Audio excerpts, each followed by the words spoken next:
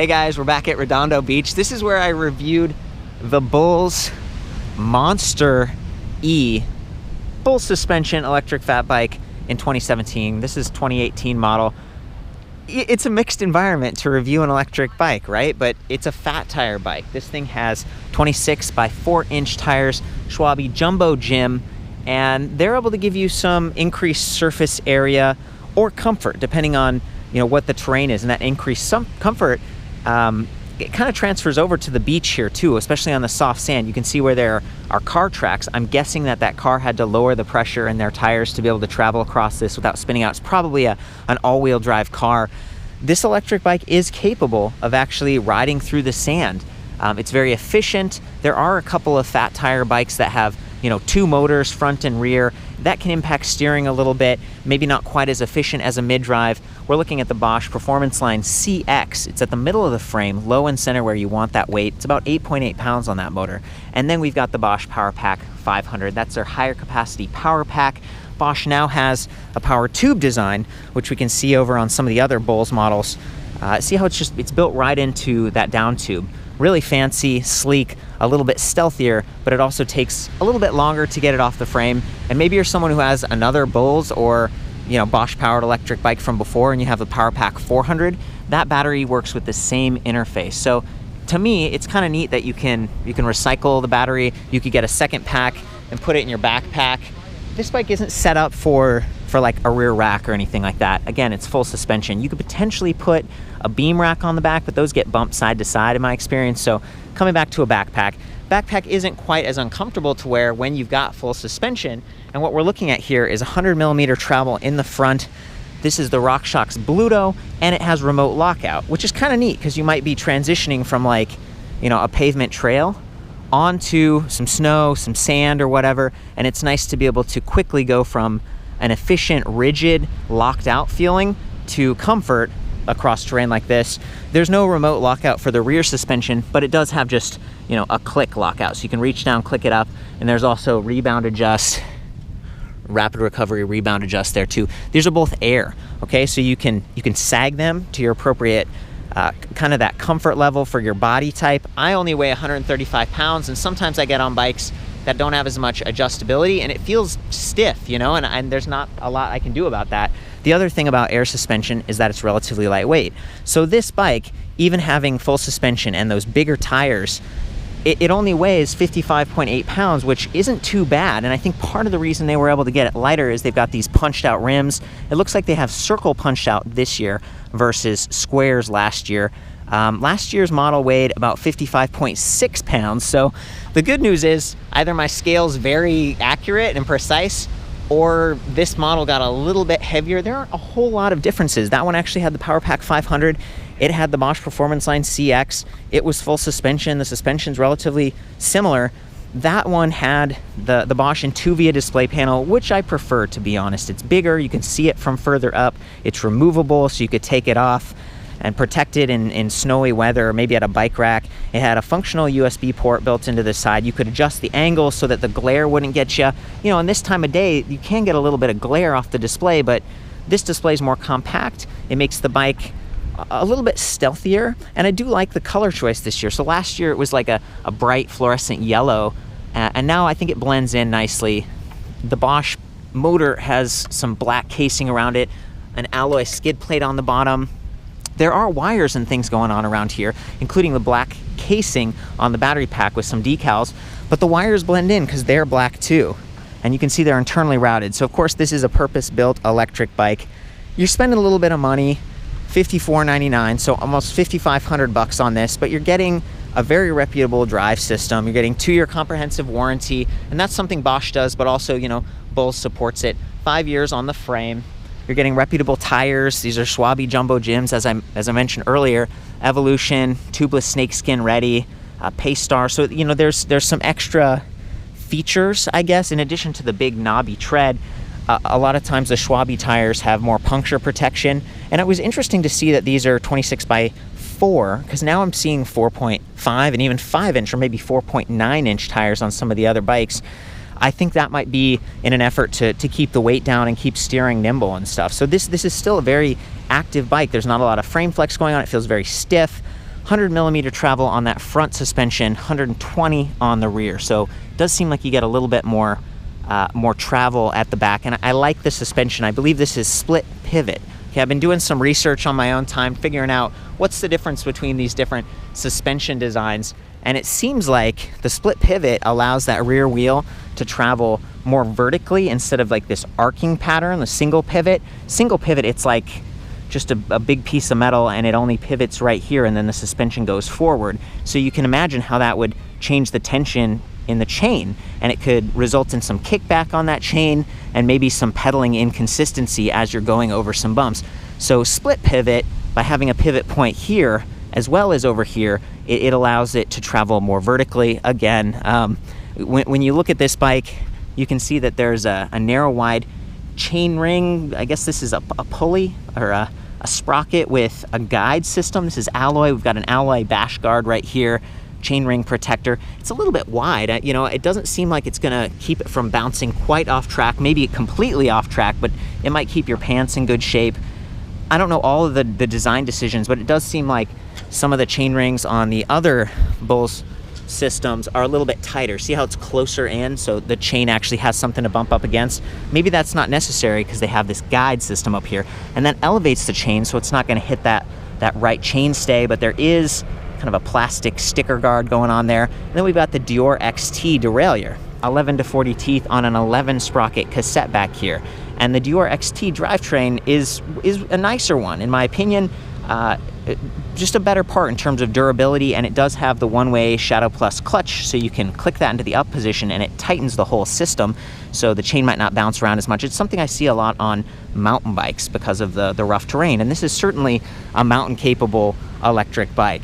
You know, maybe you're someone who just likes the look of those bigger tires, even if you don't need them for trail or cross-country riding, but they are going to give you that extra float. The pressure rating on these is 5 to 30, so you can really take them down low, 5 PSI, and it gives you that comfort and that just the surface area that you need to float across sand and stuff. So sand or snow or soft terrain, this is really going to be optimal in that, and then just comfortable again. So coming back here, this is 30.9mm seat post. I don't know if I would mess with that too much. Sometimes I recommend seat post suspension to further smooth out the ride, but this is a fully suspended bike. Part of the reason I'm focusing on it is because you'll see that there's a bend in the seat tube down here, so you can't really drop it much lower than where this grease mark is. So you might actually have to cut that seat post and able to get all the way down if you need to, and you can see that top tube is sloped down so you have a lower standover height. That's really nice, especially if you hop off the bike and your feet sink into the snow or the sand and you don't want to rack yourself on that tube or find yourself unbalanced and tip over. So I would just, you know, I have, in my experience, I've used a hacksaw to cut the seat post. Make sure you have enough that it's strong, it's stable, you know, that you have some insertion there on that seat tube. But that is something I noticed. 350mm in terms of length, 30.9 in diameter.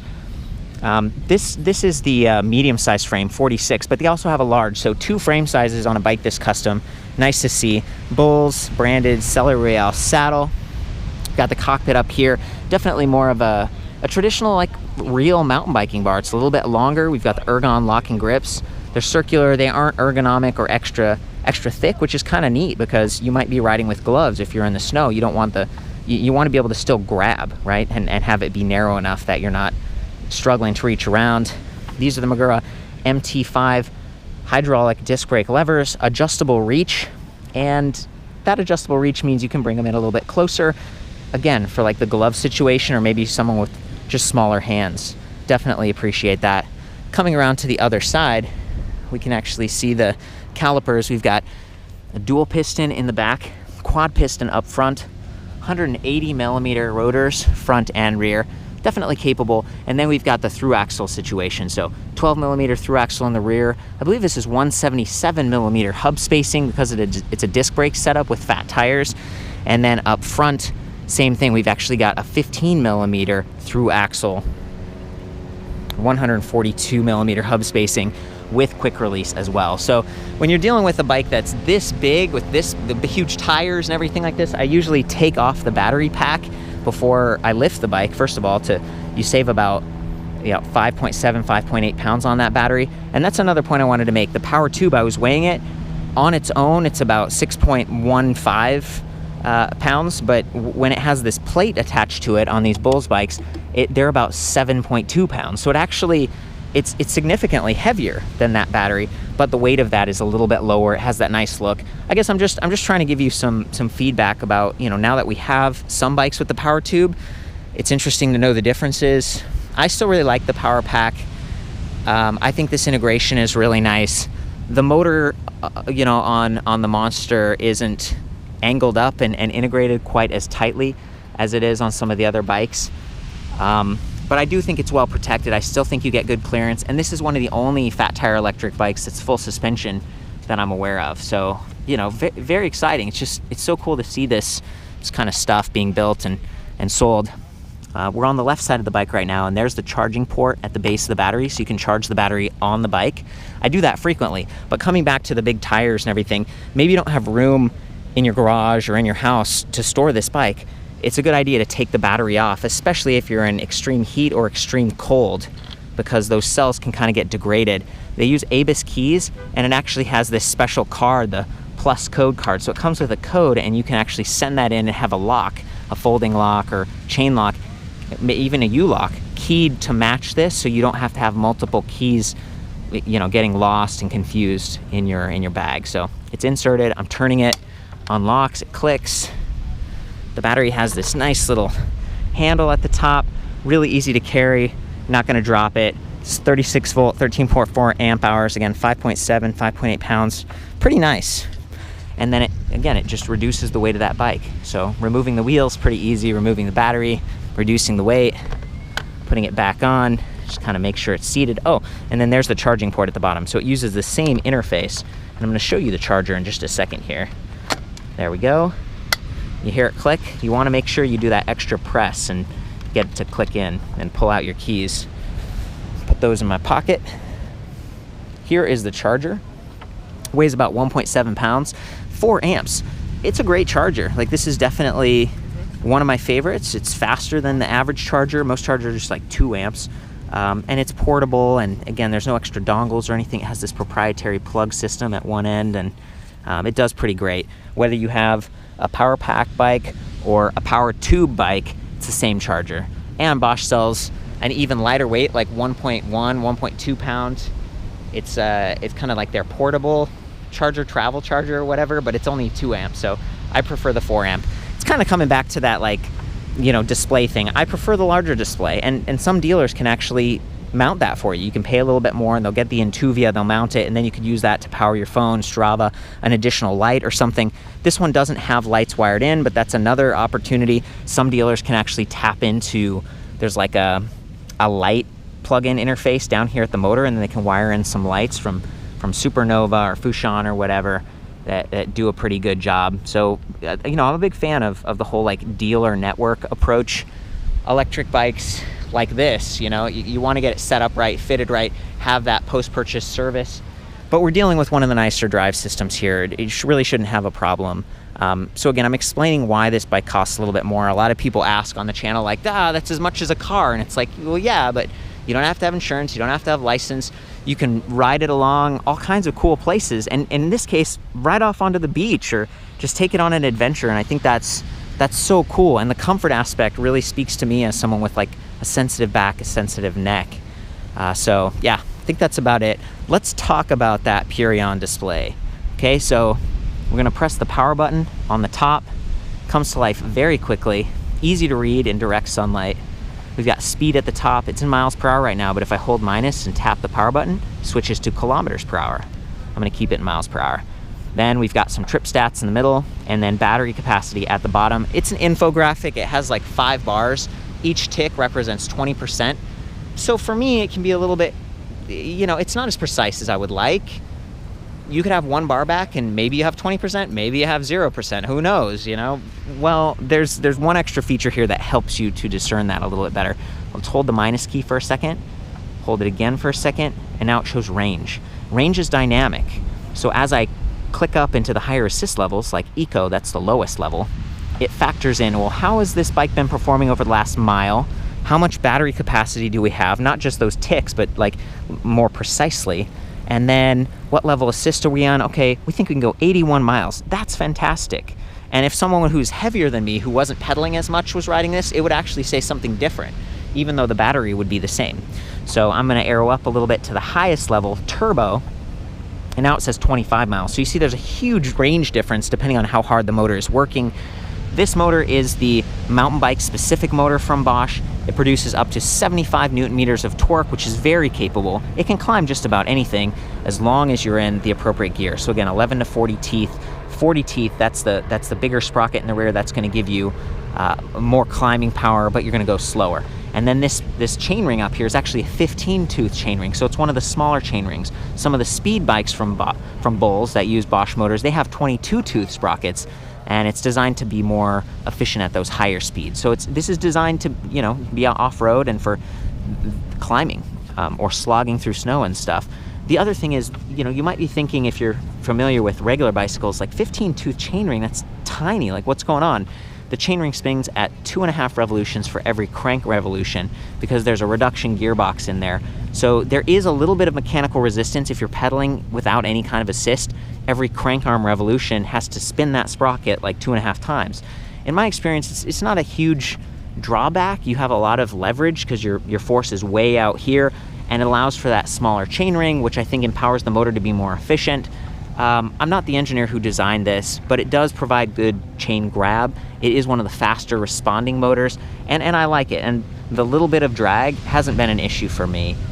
Back here we've got a sensor and a magnet, so it's measuring your wheel speed, it's measuring your pedal cadence and your pedal torque over 1,000 times per second. So it's very responsive, and what I tend to do is ease off when I'm shifting gears to just reduce any kind of pressure and stresses and eliminate mashing if I can. But there's also shift detection built in. So all of these Bosch motors, they're listening for the kind of natural sine wave pattern of pedaling, but then they're also listening for any changes in tension, and that's a signal of, okay, the person might be shifting, and it eases out a little bit. But again, because it's measuring your pedal torque, you can manually signal for it to ease off, and that's what I tend to do.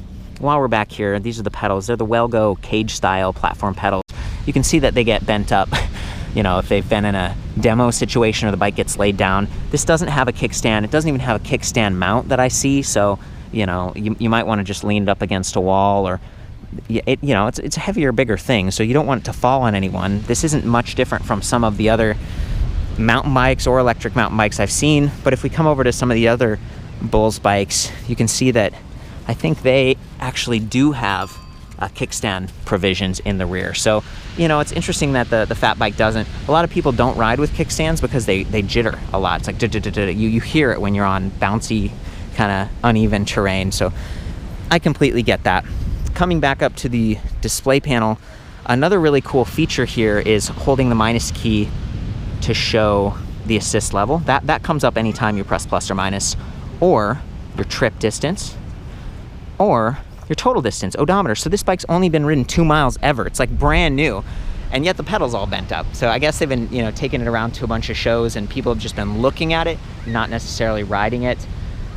Again, the display does a pretty good job, and it still includes features like walk assist. So there's this button down here, you press it, and then see how it says walk plus?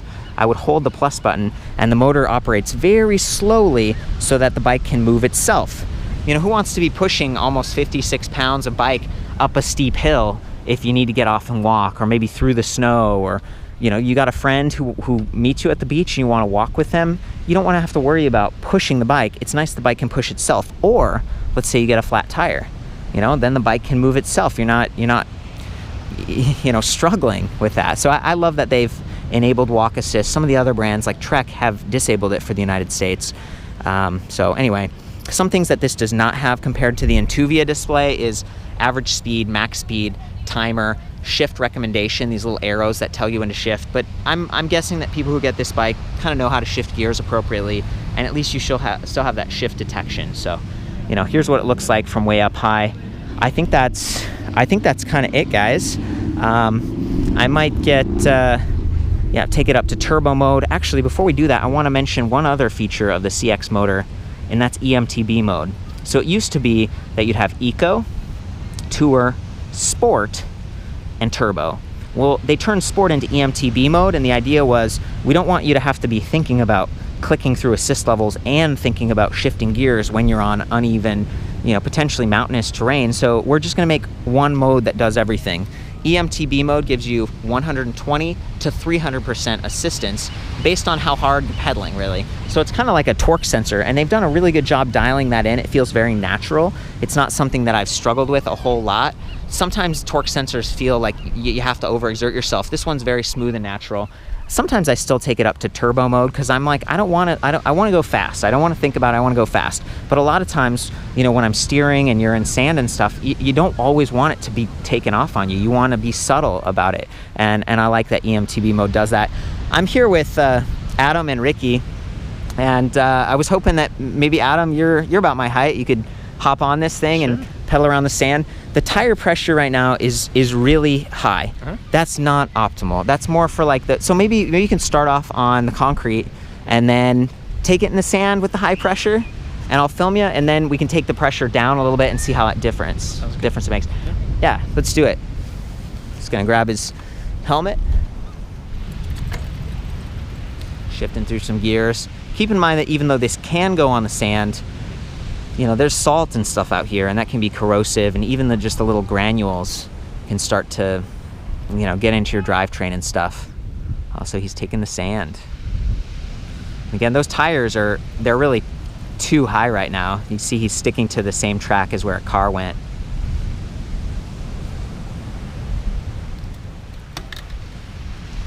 So I noticed you kind of like slowed down here after we got off the more packed sand. Yeah. And you're going a little bit slower. How does it feel so far? Yeah, well, it feels great. The tire pressure is too high, so we got to bring that down a little bit. Bring it down a little bit. And pick up some speed, and we'll be good. Okay, guys. Before we hop out on the sand, when we've got the high tire pressure, I'm just going to pedal along in turbo so you get some idea of the sound this thing produces. It is a little bit louder because of the reduction gear and because of how powerful and zippy the CX motor is.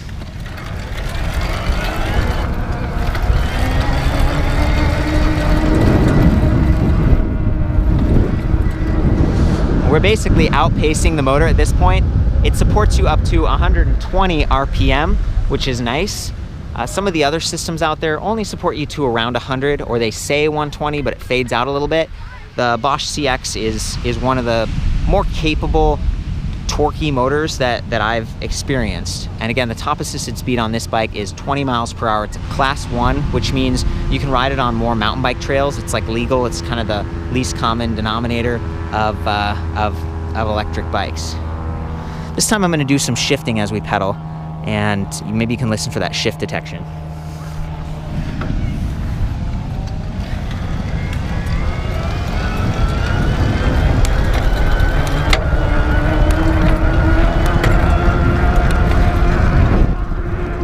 And there we go. We just hit 20 miles per hour.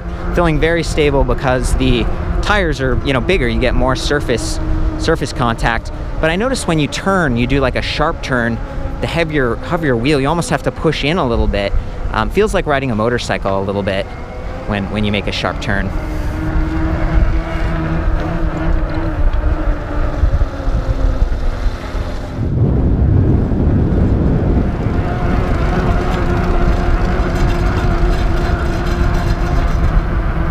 Got the one-handed braking going on, not bad.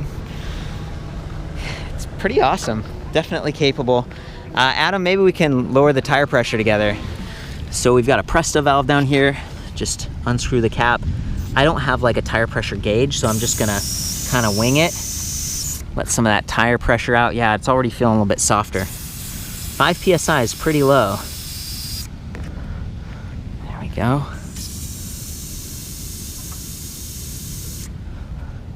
Yeah, I think that feels pretty good. I already see some of the sand getting in there. So after a ride like this, these bikes are highly water resistant, and you can hose your bike down, but I wouldn't recommend spraying it really hard. You don't want to get, the electrical components and stuff really wet inside the casing and stuff. Adam, it's your experience. Again, a lot of this stuff is meant to be ridden in the rain. You can hose it down a little bit. What do you guys do after you take these to an event like a Boogaloo or something? Yeah, typically we just wipe them down with a rag. Sometimes if they're real bad, real muddy, we'll get them wet first. But yeah, no high pressure stuff. Yeah, they can handle water, but a lot of times we'll just take a damp rag over it. Okay. And that usually does the trick. Thank you. I'm gonna hop on this thing myself while the tire pressure's low, try to do it in the sand, and then I'm gonna hand it off to you. I wanna see what it looks like third person. Okay. Sound all right? Sounds good. Yeah, so I can definitely feel it's already a lot spongier than it was. I'm gonna shift gears to a lower gear, and I've got some speed going into this, and it's working quite well.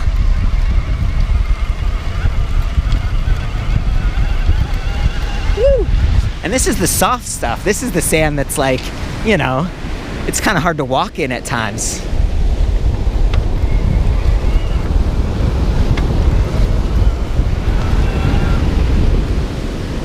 Definitely a cool feeling riding on a beach.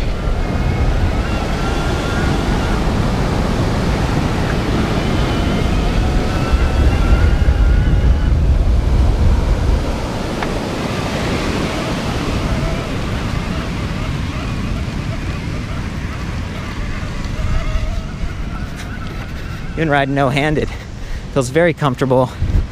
And I did notice the suspension going over all that. You know, it's kind of chopped up. They haven't raked this beach or anything. There's definitely some bumpy sections.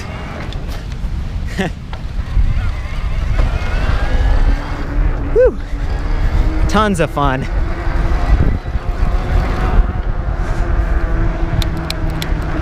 These are two-way triggers, so I can push in or pull out and do a multi-shift over here. Just a good drivetrain. Okay guys, from here you can see that pulley wheel, you can see the chain, so look for how quickly it starts and stops, which is one of the things I really like about that system. You might see some sand getting pushed around. You can definitely see it on the chain already, so yeah, you know, you ride in an environment like this, definitely, you know, clean the bike off, and then hopefully you can see or maybe hear some of the shifting in the back. Again, 11 sprockets, 11 to 40 teeth on that, 15 teeth on the front. And I'm gonna put it in eMTB mode. I tried to just start there without any assist, and it wasn't happening.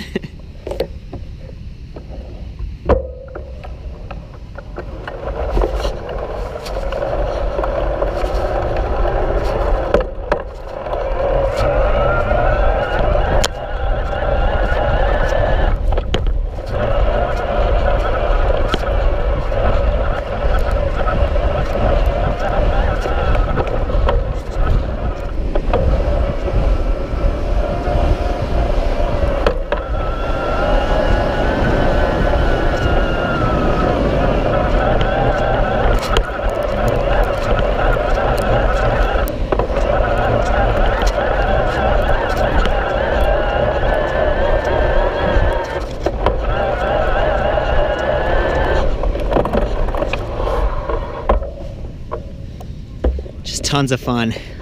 Okay, now you're on the right chainstay. You're actually on the swing arm, so you might feel yourself going up and down a little bit.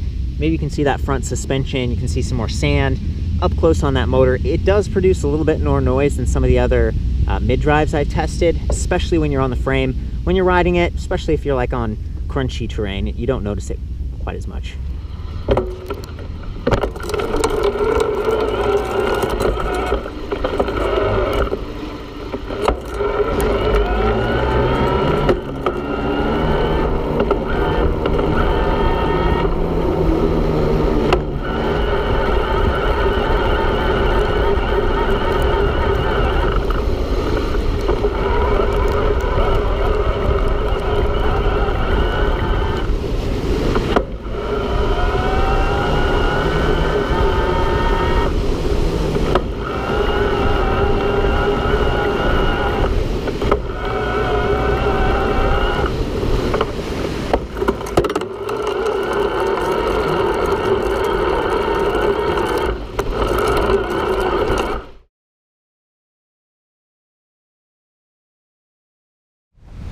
So here he comes. Gonna get a little bit of momentum to make this easier.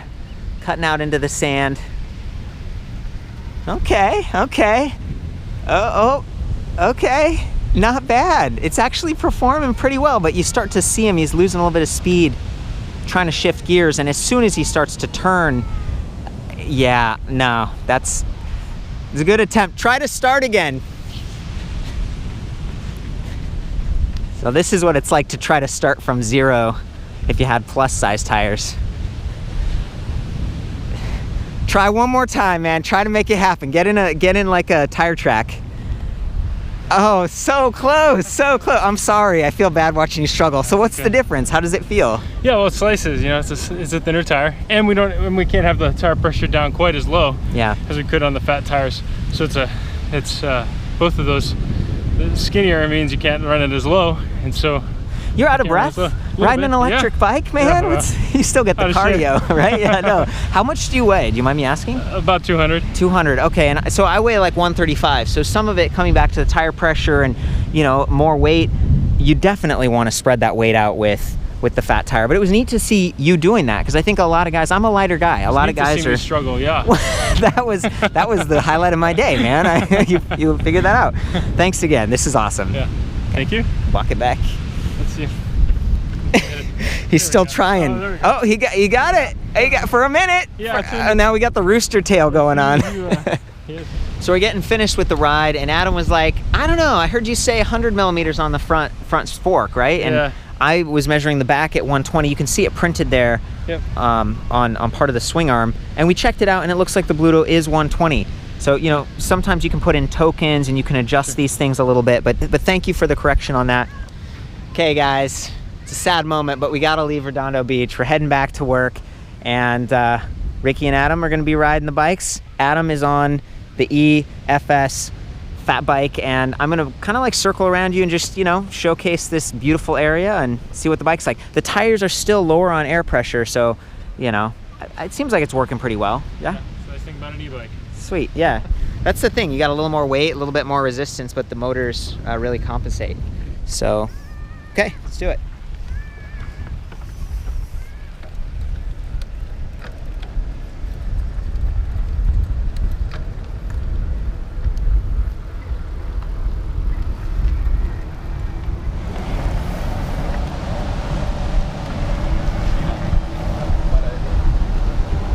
It's beautiful.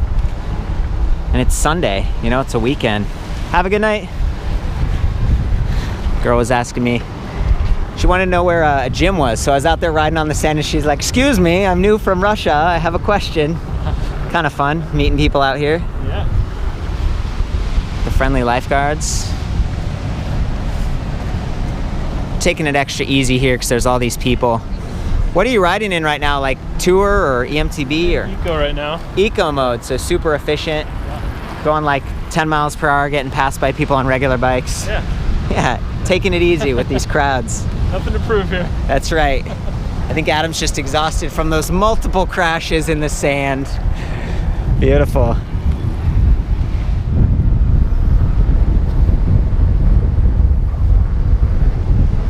Cool. Some surfers.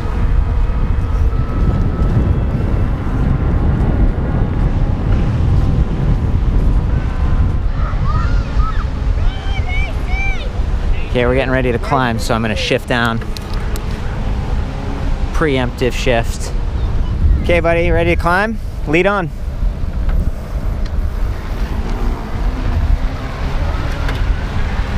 You just hear it roaring. Those bigger tires. Not having to stand up. Beautiful. That's where we were. It's a beautiful night. How are you doing, Ricky? Excellent, man.